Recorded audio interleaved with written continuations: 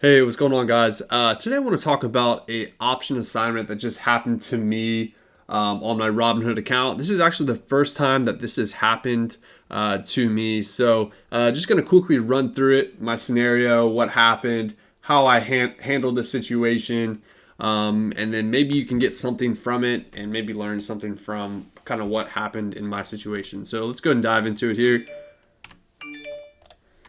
So, how I opened up this position, I opened an in the money put debit spread on SPY. As you can see, actually, I didn't put the strikes on here, but my strikes were like 406 and 407.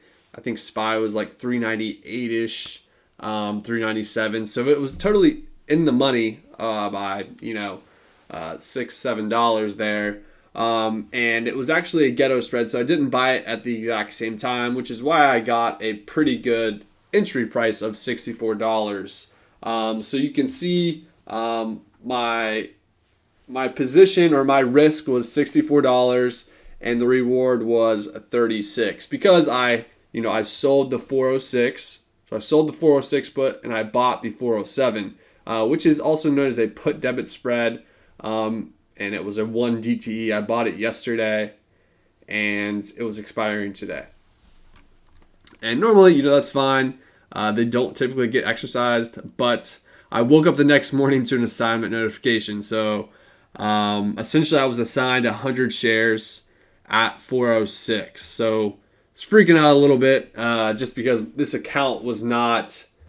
It doesn't have $40,000 of buying power in it. So I was like, oh no, I'm gonna get a margin call, which I did. I ended up getting a margin call, but it was fine because I had that long put option to offset it. So essentially, all you'd have to do at this point would be, go into the platform and exercise that long position, which in my case was the 407. So in this scenario, I bought 100 shares at 406 and I sold 100 shares at 407. So you pretty much make the difference between the two strikes. So it's $100, and then your cost, your debit, which in my case was $64. So my max profit essentially was 36. So I ended up being okay because I had both of those options there.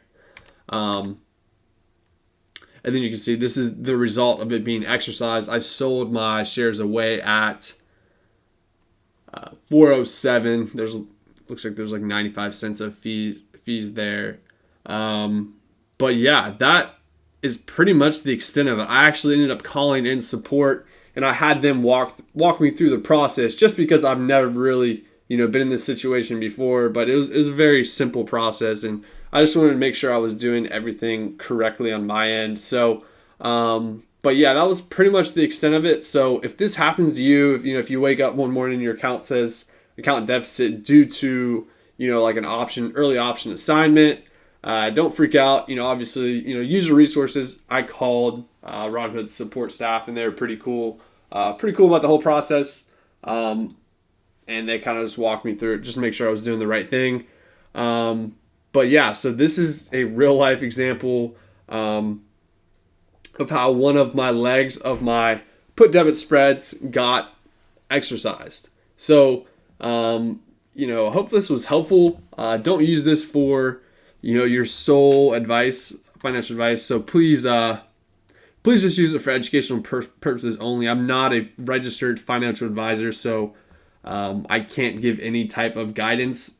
This is only for, just documenting my journey and educating others about my experience and how, my certain situations played out and what I did to handle them and to manage them. So, yeah, like I did, definitely reach out to their support team. They have registered financial advisors that can further assist you with your situation better than I can. But yeah, that's pretty much the extent of it. I just kind of wanted to walk through what I did here. Not really sure why this got assigned.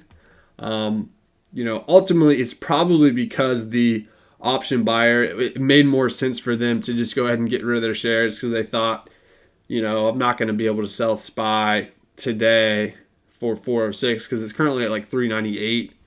So it's a difference of like $700 or so. So maybe that's why they ended up exercising their part of the option early. But yeah, it's not really for sure why that happened, but that's probably my, thesis of why. Because there's not an ex-dividend date or anything like that. Like there's no dividend. And that's typically the other way around. Like if you sold a covered call, people would exercise it early to get the dividend. But there's no ex-dividend date today.